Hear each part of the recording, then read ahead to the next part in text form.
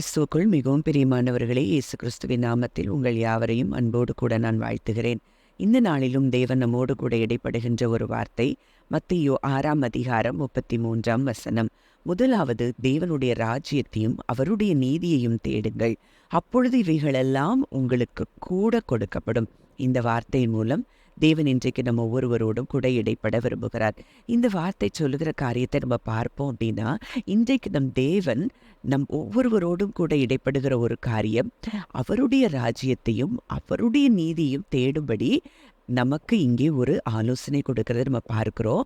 அப்போ இன்றைக்கு நம் ஒவ்வொருவருடைய உள்ளங்களையும் நாம் சோதித்து பார்க்க வேண்டும். நம்ம இன்றைக்கு நம்ம இருதயத்துல எந்த காரியங்களுக்கெல்லாம் இடம் கொடுத்து வைத்திருக்கிறோம்? அவருடைய ராஜ்யத்தையும் அவருடைய நீதியையும் நம்ம முதலாவது தேடுகிறோமா, இல்ல நம்மளுடைய ப்ரிஃபரன்ஸ்ல இன்றைக்கு நம் எதை முதலாவது இடத்துல வைத்திருக்கிறோம் என்பதை நம் உள்ளத்திலே நம் ஆராய்ந்து பார்க்க வேண்டும் என்று சொல்லி தேவன் விரும்புகிறார். இன்றைக்கு மத்தேயு 6ஆம் அதிகாரம் 21ஆம் வசனத்துல சொல்லப்பட்டிருக்கிற ஒரு வார்த்தை, உங்கள் பொக்கிஷம் எங்கே இருக்கிறதோ அங்கே உங்கள் இருதயமும் இருக்கும். இன்றைக்கு ஒருவேளை நம்ம எந்த காரியத்தை குறித்து அதிகமாக நினச்சிட்டு இருக்கோம், இதெல்லாம் வேணும், இதெல்லாம் இருக்கணும், அல்லது இந்த காரியத்தை குறித்து கவலைப்படுறோமா, அப்போ எந்த இடத்துல நம்ம பொக்கிஷம் இருக்குதோ அங்கே தான் நம்ம இருதயமும் இருக்கும். அங்கே நம்ம ராஜ்யத்தை தேடவும் முடியாது, அவருடைய நீதியை தேடவும் முடியாது என்பதை நம்ம அறிந்து கொள்ளணும். அப்போது இன்றைக்கு சிலருக்கு பணம் ஒரு பொக்கிஷமாக இருக்கிறது, சிலருக்கு மனிதர்களுடைய வார்த்தைகள், அவங்க அப்ரூவல், அவங்க புகழ்ந்தால் நமக்கு நல்லா இருக்கும், இவங்க நம்மளை பற்றி ஏதாவது நம்மளை புகழ்ச்சியாக சொன்னால் நல்லா இருக்கும் அப்படின்னு சொல்லி மனிதர்களுடைய அப்ரூவலோ, பணமோ, இன்னும் மற்ற எந்த காரியங்களோ, இல்லை கவலைகளோ, இது எது இருந்தாலும் அதுதான் நம்முடைய பொக்கிஷமாக இருக்கிறது. அதையே குறித்து நம்ம மெடிடேட் பண்ணிட்டு இருப்போம்னா அதுதான் நம்ம இருதயம் அந்த இடத்துல முதலாவது இருக்கிறத நீங்கள் அறிந்து கொள்ள வேண்டும். அப்போ இன்றைக்கு தேவன் நான் விரும்புகிற ஒரு காரியம் என்ன அப்படின்னா, இன்றைக்கு அவருடைய ராஜ்யத்தை தேடணும், அவருடைய நீதியை தேடணும். அப்போது நம்ம நினைக்கிற காரியங்கள் எல்லாம் நமக்கு என்ன செய்யுமா, கூட கொடுக்கப்படும். நம்ம கேட்காமலே நமக்கு எல்லாம் கிடைக்குங்கிறத நம்ம அறிந்து கொள்ளணும். ஏன்னா அப்படி ஒரு தகப்பன் தான் நமக்கு இருக்கிறார் என்பதை நம்ம அறிந்து கொண்டோம் அப்படின்னா எதை குறித்தும் நம்ம கவலைப்பட மாட்டோம், கலங்க மாட்டோம். அதுதான் அதுக்கு அடுத்த வசனங்கள் எல்லாம் நம்ம பார்க்கும்போது, எண்ணத்தை உடுப்போம், எண்ணத்தை குடிப்போம் என்று சொல்லி, உண்போம் என்று சொல்லி, உங்கள் ஜீவனுக்காகவும் எண்ணத்தை உடுப்போம் என்று உங்கள் சரீரத்துக்காகவும் கவலைப்படாதிருங்கள் அப்படின்னு சொல்றார். அப்போ நம்ம கவலைப்பட்டோம் அப்படின்னாலும் நம்ம இருதயம் அந்த இடத்துல பொக்கிஷம், அதைத்தான் பொக்கிஷமாய் நம்ம பார்க்கிறோம். எந்த காரியத்தை குறித்து கவலைப்பட்டு இது இல்லை அது இல்லைன்னு நம்ம நினைக்கிறோமோ அதுவே நம் பொக்கிஷமாய் இருக்கிறது. அப்போ இன்றைக்கு முதலாவது அவருடைய ராஜ்யத்தையும் அவருடைய நீதியும் தேடணும். சரி,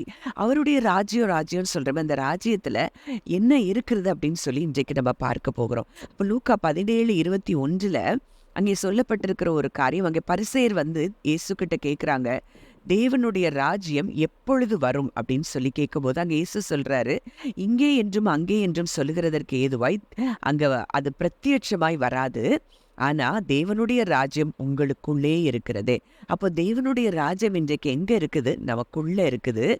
ரோமர் 14:17 பார்க்கிறோம், தேவனுடைய ராஜ்யம் புசிப்பும் குடிப்பும் அல்ல, அது நீதியும் சமாதானமும் பரிசுத்த ஆவியினால் உண்டாகும் சந்தோஷமாக இருக்கிறது. இன்றைக்கு நீங்கள் தேவனுடைய ராஜ்யத்தில் இருக்கிறீங்க அப்படிங்கிற ஆதாரம் வேதத்தில் இருக்குது. அப்போ அங்கே என்ன இருக்குமா, அங்கே நீதி இருக்கும், சமாதானம் இருக்கும், பரிசுத்தாவியினால் உண்டாகும் சந்தோஷம் இருக்கும்.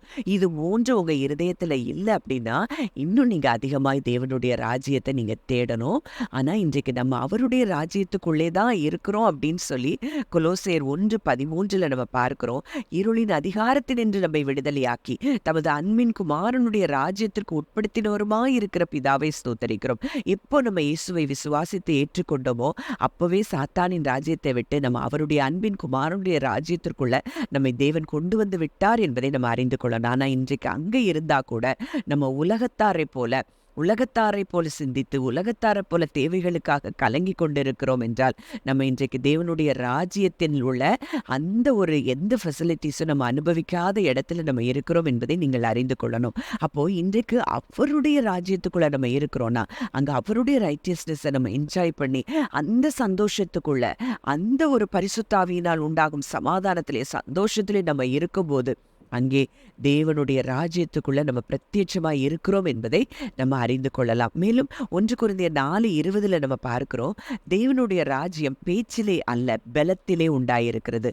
அப்போ அது not of words but of power. அப்போ அந்த பவர்ல நம்ம ஆப்ரேட் பண்ணும்போது அங்கே தேவனுடைய ராஜ்யம் இருக்கிறது அப்படிங்கிறத நம்ம அறிந்து கொள்ளலாம். மத்தேயு 12:28 சொல்லப்பட்டிருக்கிற ஒரு வார்த்தை, நான் தேவனுடைய ஆவியினாலே பிசாசுகளை துரத்துகிறபடியினால் தேவனுடைய ராஜ்யம் உங்களிடத்தில் வந்திருக்கிறதே.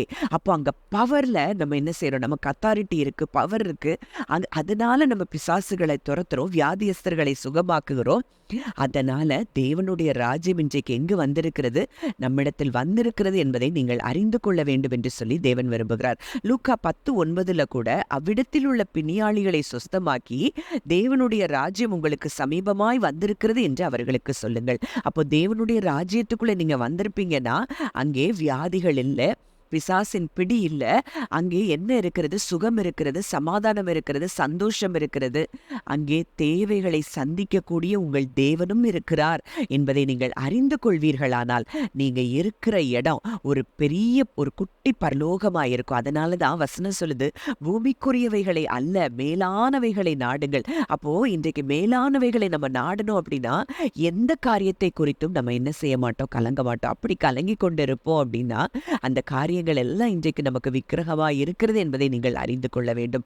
மேலும் தேவனுடைய ராஜ்யத்தை குறித்து நம்ம பார்த்தோம், அவருடைய நீதியை தேடுங்கள் என்று சொல்லி வேதத்தில் அடுத்த அந்த வார்த்தை சொல்லுகிறத நம்ம பார்க்கும்போது 2 கொரிந்தியர் 5:21 நம்ம பார்க்கிறோம், நாம் அவருக்குள் தேவனுடைய நீதி ஆகும்படிக்கு பாவமறியாத அவரை நமக்காக பாவமாக்கினார். இன்றைக்கு அவருடைய நீதியை நம்ம பெற்றிருக்கிறோம் என்பதை நம்ம அறிந்து கொள்ளணும். இன்றைக்கு நம்முடைய நீதி அல்ல, நம்முடைய சுயநீதியினால் அல்ல, இன்றைக்கு அவரை விசுவாசிக்கிறது நிமித்தம் நாம் அவருடைய நீதியாய் இருக்கிறோம் என்பதை நம்ம அறிந்து கொண்டோம்னா நம்ம கேட்ட எல்லாவற்றையும் தேவனிடத்துல நம்ம பெற்றுக்கொண்டோம் என்றும் சொல்லி நீங்கள் அறிந்து கொள்ள வேண்டும். ரோமர் 3:22 முதல் 24 பார்க்கிற வசனங்கள், அது இயேசு கிறிஸ்துவை பற்றும் விசுவாசத்தினால் பலிக்கும் தேவ நீதியே. விசுவாசிக்கிற எவர்களுக்குள்ளும் எவர்கள் மேலும் அது பலிக்கும், வித்தியாசமே இல்லை. எல்லாரும் பாவம் செய்து தேவ மகிமையற்றவர்களாகி இலவசமாய் அவருடைய கிருபையினாலே கிறிஸ்து இயேசுவில் உள்ள மீட்பை கொண்டு நீதிமான்கள் ஆக்கப்படுகிறார்கள். அப்போ இன்றைக்கு அவர் நமக்காக பாவமானதினாலே இன்றைக்கு அவருடைய நீதியை நம்ம பெற்றிருக்கிறோம். எல்லாரும் பாவம் செய்து தேவ மகிமையற்றவர்களாய் ஆனபடியினால இன்றைக்கு அவர் நிமித்தம் அவருடைய அவர் மேல் நம் வைக்கிற விசுவாசத்தின் நிமித்தம் நம்ம என்ன செஞ்சிருக்கிறோம், தேவ நீதியை பெற்றிருக்கிறோம். அப்போ இன்றைக்கு அந்த தேவனுடைய ராஜ்யத்தையும் அந்த தேவனுடைய நீதியை நம்ம தேடும்போது உலகத்தின் மற்ற எந்த காரியங்களும் நமக்கு கூட கொடுக்கப்படும், சுகம் நமக்கு கூட கொடுக்கப்படும், நமக்கு சமாதானம் கொடுக்கப்படும், நமக்கு சந்தோஷம் கொடுக்கப்படும், நமக்கு நம்முடைய எல்லா தேவைகளும் அங்கே சந்திக்கப்படும் என்பதை நீங்கள் அறிந்து கொள்ள வேண்டும். அப்போ முதலாவது இன்றைக்கு அவரை பார்ப்போம், அவரை நோக்கி பார்ப்போம், அவருடைய ராஜ்யத்துக்குள்ள நான் இருக்கிறேன், அப்போ இதெல்லாம் எனக்கு கூட கொடுக்கப்படும் என்ற நம்பிக்கையில விசுவாசத்துல நம்ம உறுதியாய் இருக்கும்போது எல்லாம் நமக்கு சந்திக்கப்படும் என்பதை நீங்கள் இன்றைக்கு அறிந்து கொள்ள வேண்டும். ஜெபிக்கலாம். நல்ல தகப்பனே, நன்றியோடு உம்மை நாங்கள் துதிக்கிறோம், ஸ்தோத்திரிக்கிறோம். அப்பா, இந்த நாளிலும் நீர் எங்களோடு இடைப்பட்ட உம்முடைய வார்த்தையின்படி ஆண்டவரே, இதை கேட்கிற ஒவ்வொருவரும் உம்முடைய ராஜ்யத்தையும் உம்முடைய நீதியும் அதிகமாய் தேட அப்பொழுதோ ஆண்டவரே இவைகள் எல்லாம் உங்களுக்கு கூட கொடுக்கப்படும். ஆதலால் நாளைக்காக கவலைப்படாதிருங்கள் என்று சொன்ன தகப்பனே, ஒரு நாளும் எங்களுக்கு கவலை எங்களுக்கு மேற்கொள்ள முடியாது. ஏன்னா உங்க ராஜ்யத்துக்குள்ள என்னெல்லாம் இருக்குதுன்னு இன்றைக்கு நாங்கள் ஆராய்ந்து பார்த்தோம்ப்பா.